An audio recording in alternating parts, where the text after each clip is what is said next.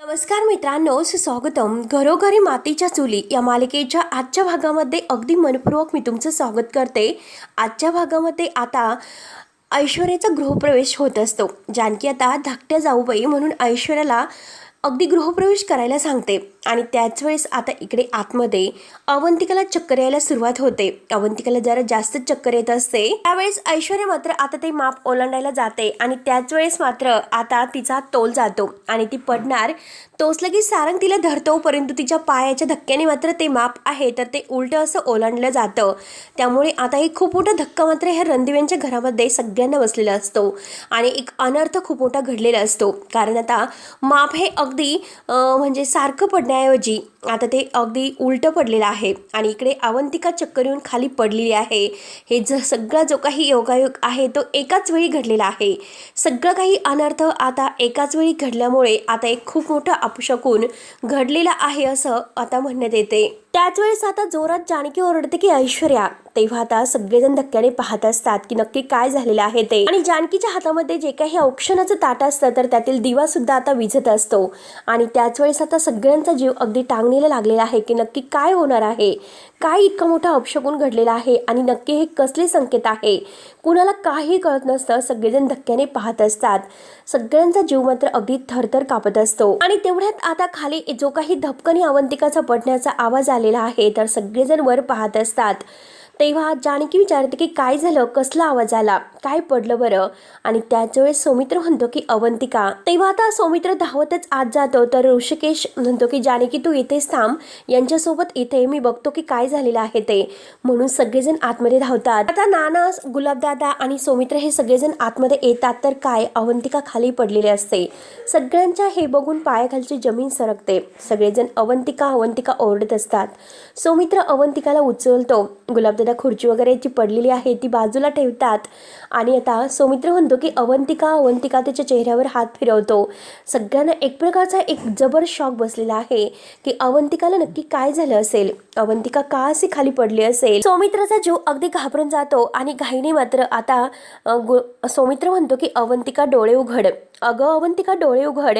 आणि त्याच वेळेस आता ऋषिकेश आहे तर ऋषिकेश आणि सौमित्र अवंतिकाला उचलतात आणि अवंतिकाला उचलून मात्र ते बेडवर ठेवतात. आणि आता अवंतिकाला पाणी हवं आहे तर सौमित्र धावतच खाली येतो. आता जानकी विचारते की सौमित्र भाऊजी काय झालं, कसला आवाज होतात, अवंतिका ठीक तर आहे ना. तेव्हा आता सौमित्र रागानेच बघत असतो. सौमित्र आता खूप रिॲक्ट झालेला आहे. तेव्हा आता सौमित्र रागाने ऐश्वर्याकडे बघत म्हणतो की ऐश्वर्या घरात आल्यानंतर दुसरं काय होणार आहे, तर तुम्ही अगदी ऐश्वर्याचं स्वागत नाही तर संकटाचं स्वागत करत आहात. आता हे सर्व ऐकल्यानंतर सारंगला तर खूप मोठा धक्का बसतो आणि ऐश्वर्या बिचारी आता खाली मान घालून पाहत असते. तिला बिचारीला आता सर्व काही सहन करावं लागतं कारण अगोदर जे काही वागली आहे तर त्याची फेड मात्र तिला आता सौमित्र बोलण्याच्या रूपाने देत असतो. आता इतका मोठा अनर्थ घडलेला आहे त्याचं प्रत्येक गोष्ट कारणीभूत आता ऐश्वर्याला धरलं जातं. तेव्हा आता लगेच म्हणजे सौमित्र रागाने म्हणतो की हे बघा, तुमचा जो काही स्वागत सोहळा आहे तो चालून द्या, मी माझ्या बायकोकडे बघतो. असे बोलून तो रागाने तेथून निघून जातो. तेव्हा आता ऋषिकेश सुद्धा खाली आलेला आहे आणि तो म्हणतो की पाहुण्यांसमोर तमाशा नकोय, तो एक काम कर, तू मात्र आता हा स्वागत सोहळा आहे तो व्यवस्थित करून घे आणि सगळं काही आहे ना मी हँडल करतो, तू काही काळजी करू नकोस, असे तो आता जानकीला समजावतो. त्यानंतर आता जानकी पुन्हा ते माप ते आहे तर ते व्यवस्थित अगदी पुन्हा ती रास वगैरे भरते आणि पुन्हा ते ओलांडायला आता तेथे व्यवस्थित ठेवते. त्यानंतर आतमध्ये सौमित्र घाईने पाणी घेऊन येतो. ऋषिकेश सुद्धा त्याच्या सोबतच आत येतो.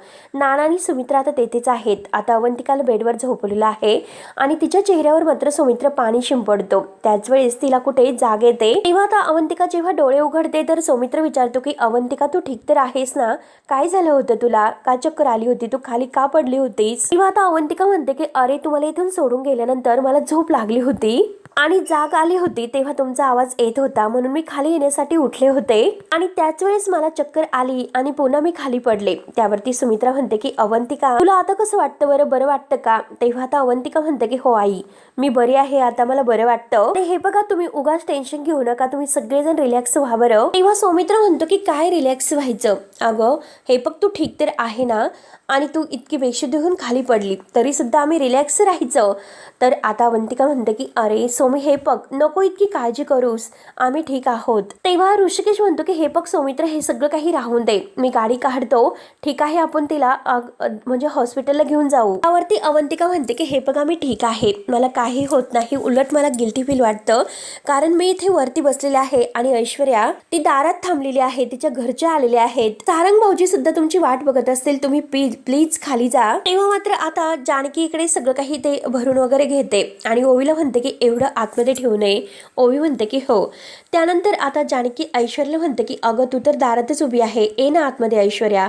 तर आता सयाजी लगेच आता ओरडतो की नशीब आत्ताच हे सगळं काही लक्षात आले, मला तर असं वाटलं होतं की रणदेवांनी मात्र दारातच रंग दाखवायला सुरुवात केली की काय.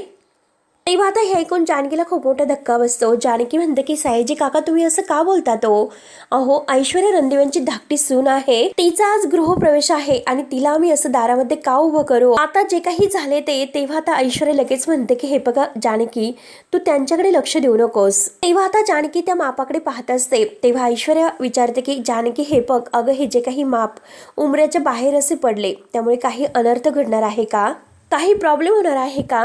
त्यावरती जानकी म्हणते की अगं नाही, तू मनामध्ये असे काही विचार आणू नकोस, काही प्रॉब्लेम वगैरे काही होत नसतो, तू मोकळेपणाने आणि आनंदाने या घरामध्ये प्रवेश कर. हे बघ मोकळे मनाने तू मात्र ह्या घराला स्वीकारलेलं आहे आणि माझी पूर्ण खात्री आहे की तुझे कर्तव्य आणि तुझी ही नाती तू मनापासून स्वीकारशील आणि व्यवस्थित पार पाडशील. हे बघ तू काळजी करू नकोस आणि त्या सगळ्याकडे तू लक्ष देऊ नकोस, चल ये बरं आतमध्ये. त्यावरती ऐश्वर्या म्हणते की जानकी हे बघ, घरात येताना मात्र मी माझी पाठी कोरी करून पाऊल टाकत आहे, इथून पुढे मात्र मला त्यावरती अगदी माझ्या सुखी संसाराची आणि गोड नात्यांची अक्षरं गिरवायची आहे. तर मला माहिती नाही की तुझ्या इतकं मला छान काही जमेल किंवा नाही.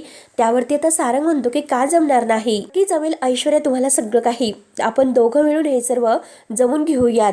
त्यावरती ऐश्वर्या खुश होते आणि हसते. तर आता लगेच सारंग पुन्हा पुढे म्हणतो हे बघा, जे कधीही घडणार नाही असं जेव्हा वाटत होते, आज ते घडलेलं आहे. तुम्ही आपल्या घरात परत आलात, खरंच मला खूप छान वाटतं. तेव्हा सारंगचं ते बोलणं ऐकून मात्र कावेरी काकू आणि ऐश्वर्या जानकी या सगळ्यांच्या डोळ्यात आनंद अश्रू येतात, परंतु ह्या सयाजीला मात्र खूप राग येत आहे. आणि आता मात्र जानकी म्हणते की अगदी बरोबर बोलला सारंग भाऊजी तुम्ही, कारण हे बघ ऐश्वर्या, तुला तुझ्या नवऱ्याची आणि तुझ्या कुटुंबाची साथ आहे. तर आणि ए आतमध्ये.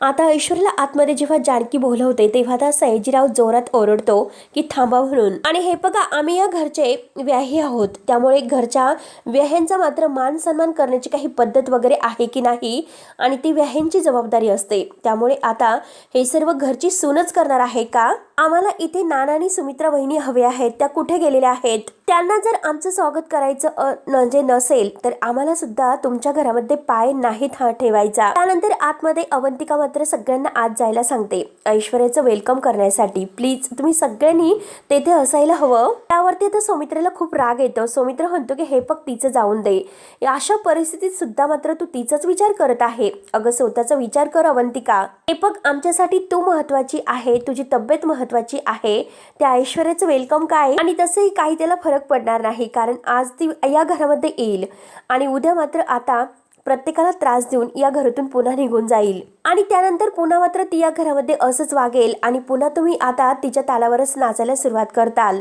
आणि या घरामध्ये स्वतःच्या पायावर अशी कुऱ्हाड मारून घेणं हे चालूच राहणार आहे. तर तेव्हा आता नाना आणि सुमित्रा हे सगळेजण सौमित्राला म्हणतात की जरा शांत हो.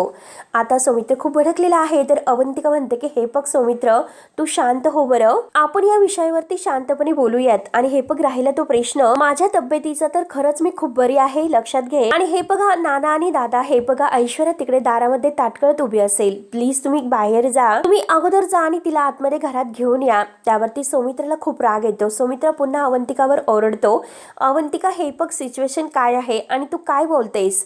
त्यावरती आता नाना आणि सुमित्रा मात्र सौमित्राला शांत राहायला सांगतात. आणि आता सुमित्रा म्हणते की अवंतिका हे बघ, तू आराम कर, तू ओरडू नकोस. आणि गुलाबला कॉफी आणायला सांगते अवंतिकासाठी. त्यानंतर बाहेर मात्र सयाजी काही आता यायला तयारच नसतो. तो म्हणतो की आम्हाला इथे आमचा अपमान करण्यासाठी बोलवून घेतलेला आहे की काय, म्हणून तो तोऱ्यातच जायला निघतो. त्यावरती जानकी म्हणते की सयाजी काका थांबा, प्लीज तुम्ही असं काही करू नका. अवंतिकाला बहुतेक काहीतरी त्रास होतोय, म्हणून सगळेजण आतमध्ये तिच्या जवळ गेलेले आहेत. तिला बरं वाटल्यानंतर सगळे सगळेजण येतीलच, त्यामुळे आपण नंतर सगळं काही व्यवस्थित करूयात, गृहप्रवेश मान वगैरे. तर आता सयाजी जोरात ओरडतो की नक्की तिला काय झाले आणि नेमकं आम्ही दारावरच आल्यानंतर असं नक्की काय होतं, म्हणजे माझ्या पोरीला अपशकुनी ठरवण्याचा आणि तिच्या तोंडावर दार बंद करण्याचा प्लॅन तर तुमचा नाही ना. तेव्हा आता सयाजीच्या या बोलण्याचा सगळ्यांना राग येतो. कावेरी काकू म्हणतात की अहो तुम्ही काही पण कसं बोलतात ओ. तर सयाजी मात्र कावेरी काकूवर सुद्धा ओरडतो की गप्प राहा म्हणून. त्यावरती ऐश्वर्या सुद्धा आता सयाजी काकांना समजावते की हे बघा डॅड, प्लीज शांत व्हा. तेव्हा आता सयाजी म्हणतो की घ्या आता आमचीच पोर मात्र आम्हाला या घरामध्ये तोंड बंद करायला सांगते. मला तेवढा आपण आमचा पुरा झाला, त्यामुळे आम्ही गेलेलं बरं राहील. तेव्हा आता सयाजी काकांचं हे रागाचं बोलणं ऐकून सारंग तरी सुद्धा त्यांना समजावतो, हे बघा सयाजी काका प्लीज आमचं ऐकून घ्या. हे बघा नक्कीच काहीतरी प्रॉब्लेम झाला असेल, आई मुद्दाम खरंच असं नाही करणार. प्लीज तुम्ही आतमध्ये या, आपण शांतपणे बोलूयात. परंतु हा सयाजी काही ऐकायला तयारच नसतो. तो म्हणतो की आता मला काही बोलायचं नाही, मी जातो. तेव्हा आता जानकी म्हणते की हे बघा सयाजी काका प्लीज आज मात्र असं रागवू नका, असं ओरडू नका, कारण आज मात्र ऐश्वर्यासाठी खूप महत्वाचा दिवस आहे. सगळेजण मात्र पाहत असतात. आता सयाजीत अगदी मुद्दाम हे सर्व आरडा आणि ओरड करतच असतो. तेव्हा जानकी सुद्धा प्रेमाने समजावते. आता मात्र सगळेजण पाहतच आहे. ऐश्वर्या सुद्धा आता विनवण्या करत आहे की दादा तुम्ही शांत राहा ना. जानकी म्हणते की हे बघा ऐश्वर्या तिच्या सासरी परत आलेली आहे आणि तिचा गृहप्रवेश होत आहे आणि जर तुम्ही असं बोलला तर तिला नाही आवडणार. ऐश्वर्या परत म्हणते की दादा खरंच प्लीज समजून तरी घ्या ना हो, शांत राहा. तर सयाजी तिच्यावरच ओरडतो की तू तर काही एक शब्द सुद्धा बोलू नकोस. आणि ओ म्हणजे कावेरी काकूंना म्हणतो की चला तुम्ही घरी. तेव्हा कावेरी काकू घाबरतात.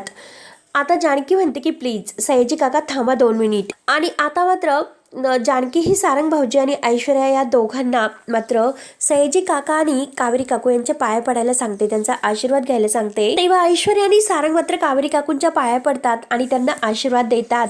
तर परंतु आता जेव्हा सयाजीच्या पाया पडायला जातात तर त्या क्षणाला मात्र आता सयाजी रागानेच बाजूला होतो आणि त्यांना काही पाया पडून देत नाही. तेव्हा आता सारंग म्हणतो की हे बघा काका आम्ही आमचा नव्याने पुन्हा संसार सुरू करू, परंतु प्लीज तुम्ही असं रागवू नका हो. तेव्हा आता सयाजी रागानेच कावेरी काकूंना म्हणतो की चला, मी तुम्हाला चला म्हणतो ना, अजून किती वेळ थांबायचं आणि आपला अपमान करून घ्यायचा आहे बरं.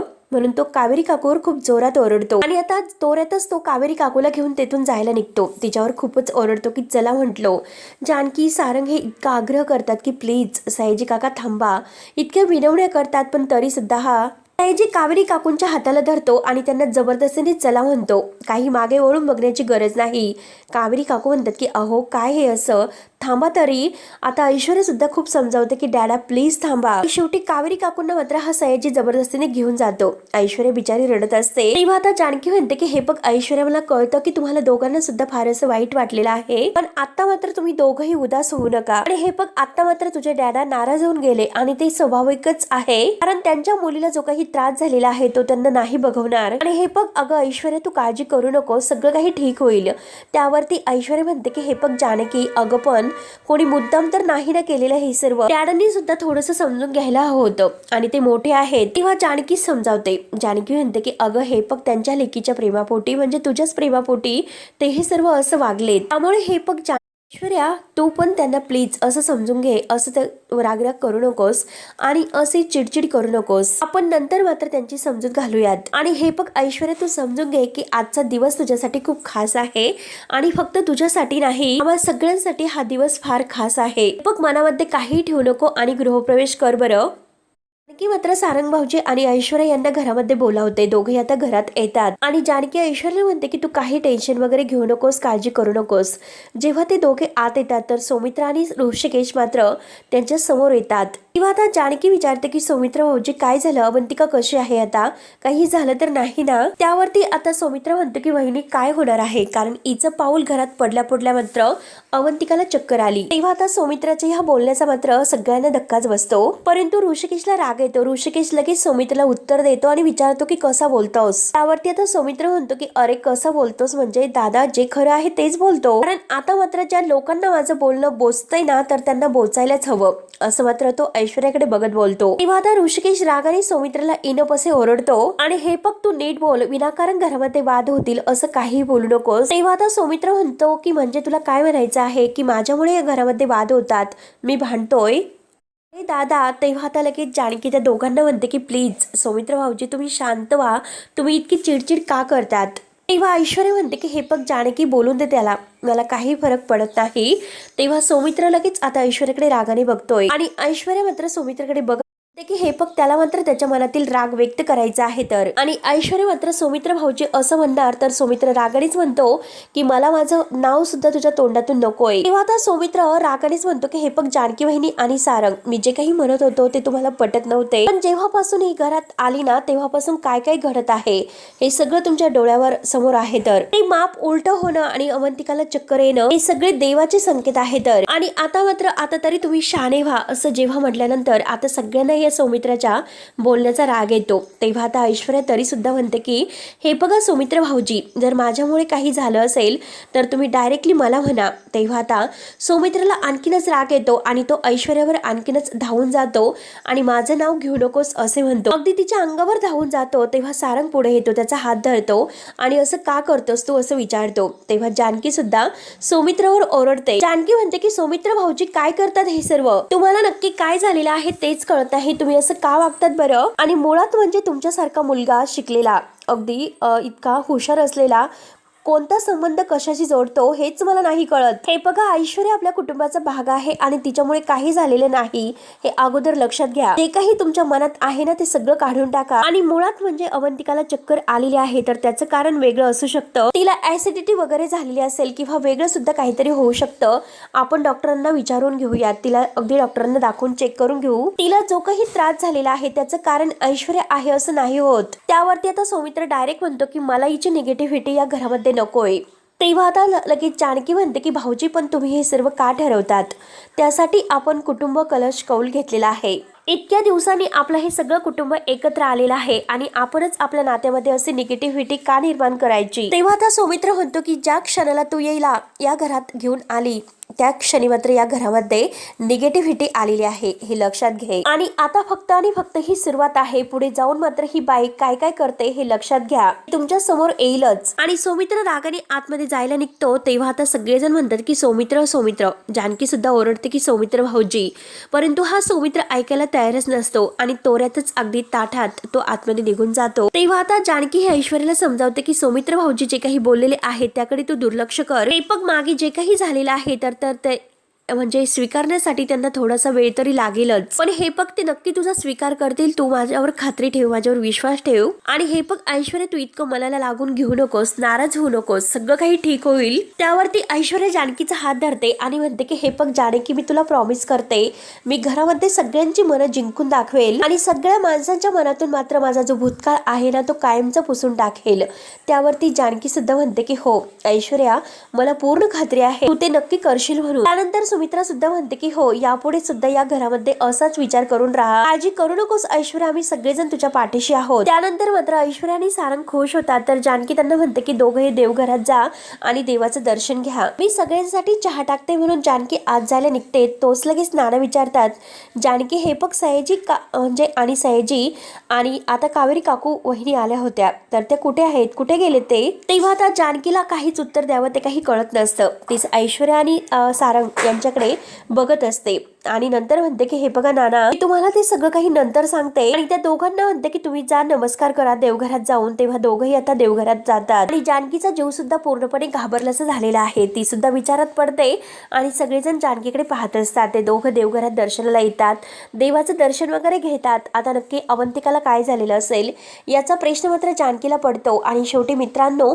हा भाग येथेच संपतो. पुढील भागामध्ये आता मात्र डॉक्टर हे अवंतिकाला चेक करायला येतात आणि आता सौमित्र आणि अवंतिका या दोघांना मात्र आता डॉक्टर एक खुशखबर देतात की तुम्ही दोघंही आई बाबा होणार आहे. तर आता ही गुड न्यूज ऐकून मात्र अवंतिका आणि सौमित्र यांना फार असा आनंद होतो.